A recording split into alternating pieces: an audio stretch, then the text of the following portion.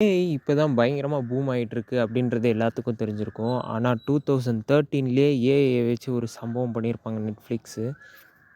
House of cards அப்படின்ற series வந்து நீங்க எல்லாருமே கேள்விப்பட்டிருப்பீங்கன்னு நெனைக்கிறேன். நம்ம டேவிட் ஃபின்ச்சர் வந்து எடுத்த சீரிஸ் தான் அது. ஃபர்ஸ்ட் 2 எபிசோட்ஸ் அந்த சீசன்ல வந்து நம்ம டேவிட் ஃபின்ச்சர் தான் டைரக்ட்டும் பண்ணியிருப்பாரு, ரைட்டிங்கும் பண்ணியிருப்பாரு. அண்ட் அந்த படத்த வந்து எப்படி வந்து இவங்க எடுத்தாங்க, Netflix ஏன் அந்த ப்ராஜெக்ட்ட வந்து எடுத்தாங்க அப்படின்றதுக்கு ஒரு இன்ட்ரஸ்டிங்கான ஸ்டோரி இருக்கு. அது என்னன்னா, ஏஐயோட ஒரு ப்ரெடிக்ஷன வச்சு தான் அந்த ஹோல் சீரிஸுமே இவங்க வந்து எடுத்ததா வந்து சொல்லியிருப்பாங்க. Netflixஓட அந்த டேட்டா பேஸ் கலெக்ஷன வச்சு இப்ப எத்தன பீப்பிள்ஸ் வந்து பொலிட்டிக்கல் ட்ராமாஸ் வந்து விரும்பி பார்க்குறாங்க. அண்ட் வந்து எந்த டைரக்டர் வந்து அத வந்து எடுத்தா இவ்ளோ சூப்பரா வரும் அப்படின்றத ஒரு ஏஐ ப்ரெடிக்ஷன் மூலியமா 2013லயே இந்த விஷயத்த வந்து Netflix பண்ணி, உண்மையாலுமே அந்த சீரிஸ் வந்து ஹிட்டும் ஆயிருக்கும். 6 சீசன் வந்து ரிலீஸும் ஆயிருச்சுங்க. ஆனா இதுக்கெல்லாம் விதை போட்டது ஏஐ.